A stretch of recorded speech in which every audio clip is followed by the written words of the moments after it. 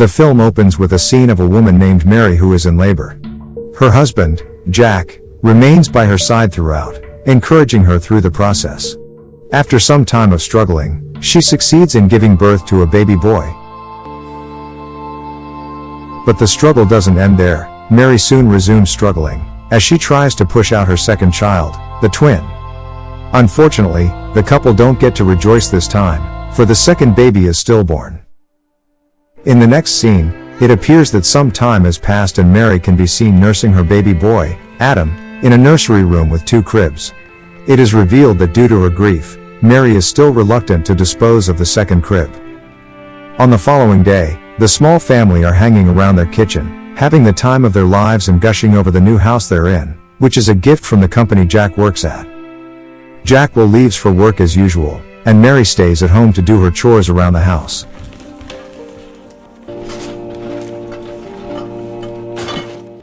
At this point, Mary learns that the lavish house is equipped with an automated lighting system, which automatically switches on the light in a room whenever someone walks in. After finishing her work around the house, Mary decides to take her baby on a stroll around the neighborhood. She then runs into her neighbor, the bubbly Rachel, and the 2 women introduce themselves to each other. Rachel reveals that she's also a mom, and invites Mary to a playdate sometime. Mary, who hasn't met anyone in her neighborhood yet, welcomes the idea with excitement. The next day, Mary is seen sitting alone in her kitchen, when her baby monitor alerts her of her child crying. She then tries to listen to it more closely.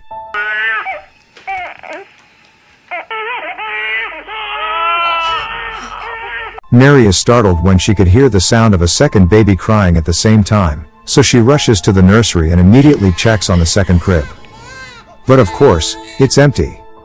She then picks up her baby boy and tries to calm him down, while quietly trying to stay rational and dismiss what she thought she had heard earlier.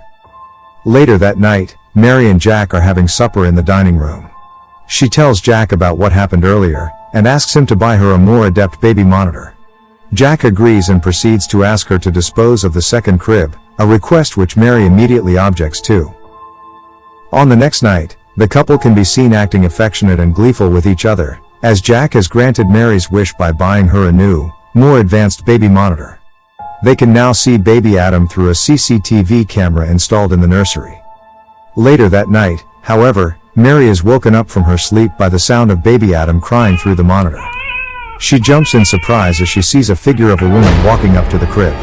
Mary bolts toward the nursery and picks up baby Adam, who is still safe and sound in the crib by himself. On the next day, Mary sits with Rachel by the lake, and the 2 converse about the struggles of being a young mom. The 2 of them bond over their shared struggles, and Mary lights a piece of Rachel's cigarettes for herself. Later, Rachel invites Mary to a playdate in Rachel's house. When Rachel isn't in the room, Mary discovers that Rachel owns the same exact kind of baby monitor as her. She then theorizes that perhaps the CCTV signals got mixed up for a second last night, and displayed Mary a view of Rachel's crib. Rachel concurs, saying that these things happen. As Mary and Jack get ready for bed in the evening, Jack reveals to her that in a week's time he's about to take off on a business trip out of town. Mary appears a little morose at the news, but gives Jack her blessing. The next day, while changing the baby's diaper, Jack discovers a strange birthmark on baby Adam's left thigh, but brushes this knowledge aside.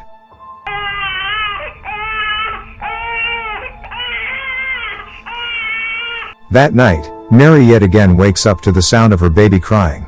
She comes up to the nursery, and cradles him in her arms until he falls asleep. However, as Mary lays Adam down in his crib, she startles to the sound of a baby chuckling behind her. She slowly turns around, and gasps upon a gruesome sight in the other crib. When she summons the courage to look into the crib again, she finds that there is nothing there. The following day, Jack takes Mary to see a therapist, in hopes of getting rid of the visions she's had these past few days. After hearing her story, the therapist concludes that what she's experiencing is none other than postpartum depression. The therapist prescribes her with antidepressants, and convinces her to get rid of the empty crib. This time, Mary eventually listens to the advice, and takes apart the empty crib as soon as she gets home. Several days pass, and it is revealed that Jack has installed several CCTV cameras around the house. When Mary asks about it, he tells her that it is for her and Adam's safety, so he can check up on them while he's away on his business trips. As a result, the couple ends up arguing, with Mary stating that Jack has lost trust in her, and that she doesn't want him to leave her alone for days at a time anymore. But Jack still argues that he has no choice because it is his job. On the next day, we see Jack packing up and getting ready to leave for the business trip, saying he'll be back in 2 weeks. After learning that her husband must leave or someone else will take his place, Mary watches him leave with a heavy heart. Mary is now alone with baby Adam at her house, but suddenly, she wakes up from her slumber when she hears the sound of the nursery window shattering.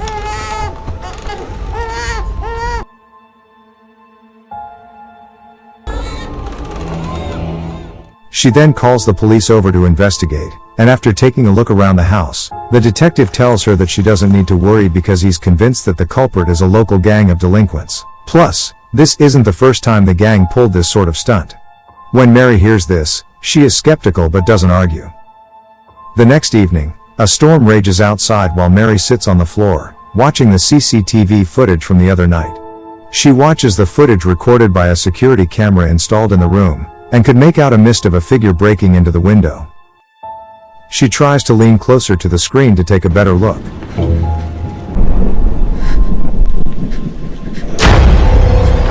Mary is now convinced that this entity intends to kidnap her son. Therefore, she begins searching the internet for any information about mythical beings kidnapping babies, and finds an article about a woman named Jane Henderson, who claimed that a demon stole her child.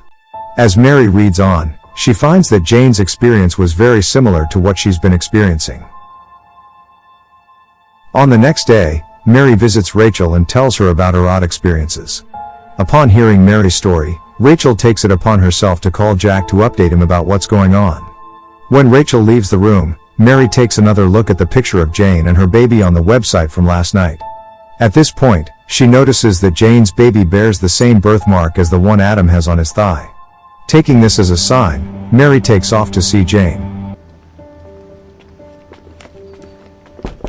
She arrives at Jane's house and introduces herself. Jane appears to understand Mary's purpose for visiting, and welcomes her in. After that, Jane begins to tell her about her experiences with the supposed demon, how she felt like she's being watched all the time when her baby was around. Jane then plays a voice recording from the night her baby was taken. Leave me alone. Leave me the hell alone. You can't. I won't let you. An ominous voice can be heard saying, "The baby is mine." Jane pauses the recording before it finishes though, claiming that she still finds it triggering to this day. After that, Jane shows Mary an old book containing information about the baby stealing demon, and tells Mary to make a choice whether she would let her own baby get taken, or find someone else's baby for the demon to take. Mary doesn't answer, and on her way back it is revealed that she has the book and Jane's recording with her. Later that night, Mary lies awake in bed, ruminating her options. She is snapped away from her wandering thoughts, at the feeling of being watched from the gaps in the vent right above the bed.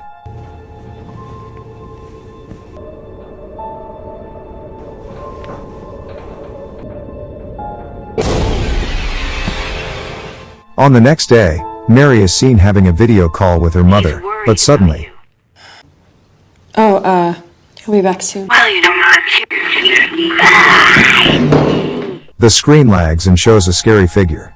Scared, Mary slams her laptop shut and walks away. She spends the rest of the day studying about the demon, until she falls asleep on the couch. Not long after, she is woken up yet again at night by an ominous sound. She then goes to investigate.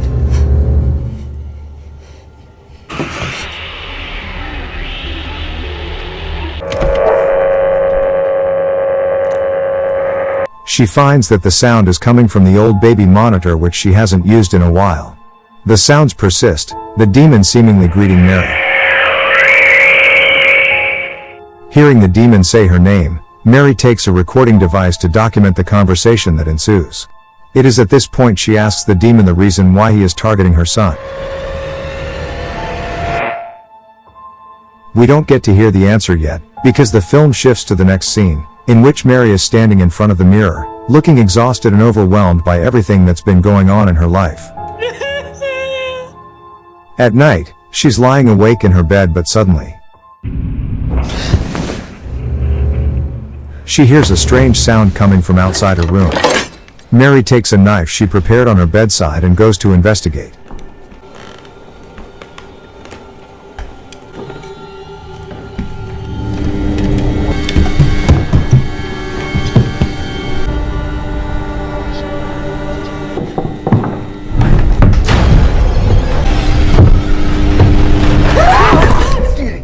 As it turns out, it is Jack who just came home from his trip.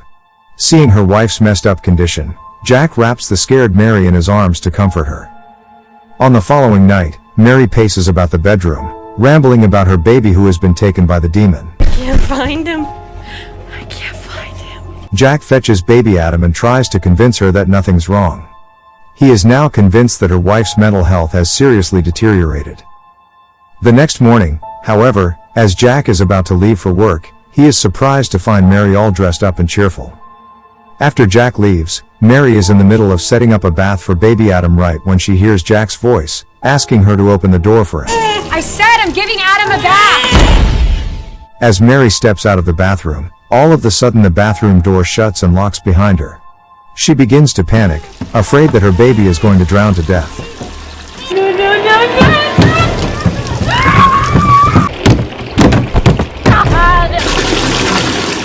Since Jack doesn't answer her, Mary runs out into the street and screams for help.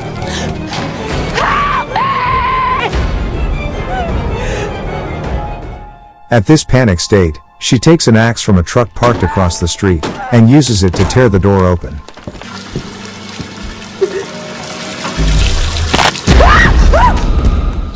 Finally, Mary sees the mysterious black figure who has been looking for her baby.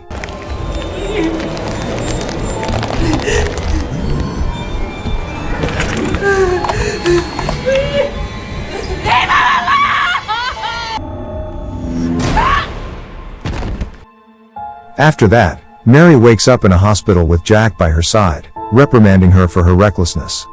But she still defends herself by saying that she's done all that she could to protect their baby. Jack, who doesn't believe her, proceeds to show her the CCTV recording.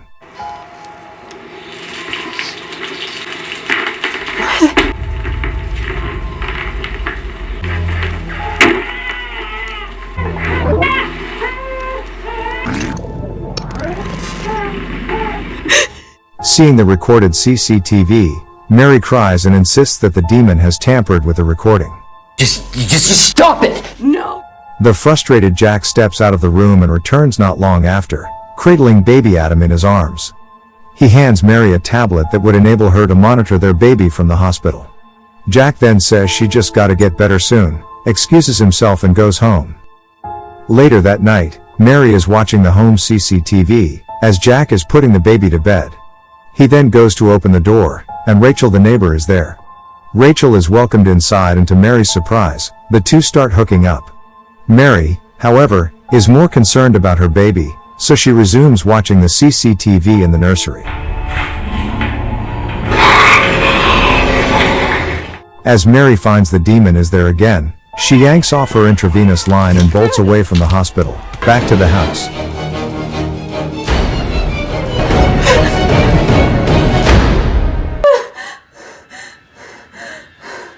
Not only does she not find Jack there, the baby is also nowhere to be found. She then discovers that Rachel is hosting a Halloween party at her house next door, and decides to go there. It's a killer costume. Mary finds Rachel at the party and begins reprimanding her, accusing her of sleeping with her husband. Rachel asks her to calm down and takes her to the kitchen so they can talk privately. Rachel then continues to deny the accusation, and tells her that Mary's husband is away with the baby, picking up Mary's mother at the airport. But Mary seems to be acting even more erratic, going as far as taking a kitchen knife and threatening Rachel with it. She ends up lying on the floor crying, while Rachel steps out of the room to look for help to handle Mary. Once Mary is alone, she can hear the sound of Rachel's baby crying in the other room. At this point, an idea stirs in her mind. She is going to sacrifice Rachel's baby to the demon. Soon after, Rachel returns to the kitchen with a police officer from their neighborhood, but Mary is nowhere to be found. Rachel then checks her nursery and finds that her baby is gone as well. It turns out that Mary has returned to her own home with Rachel's baby, sitting on the floor with a knife in hand, and cries out of guilt. Rachel and a number of neighbors rush to the huge window by Mary's side, begging her not to harm the baby. Seeing Mary is out of control, Rachel decides to call Jack and tells him what's going on. She puts him on a loudspeaker for Mary to listen to. When Mary hears Jack's voice, she insists that she isn't crazy and that she's only trying to protect her son. Jack tells her to wait for him to get home, and that he is on his way now. Convinced that she is talking to a demon disguising himself in her husband's voice, Mary raises her arms and moves to kill the baby. Right in time, the police officer manages to shoot Mary in the chest, preventing her from harming the baby. Jack returns home a few moments later, to find his wife lying dead on the floor. Some time has passed, and Jack is now taking care of the baby alone. He had just put baby Adam to bed, right when he found the recording Mary made of her conversation with the demon.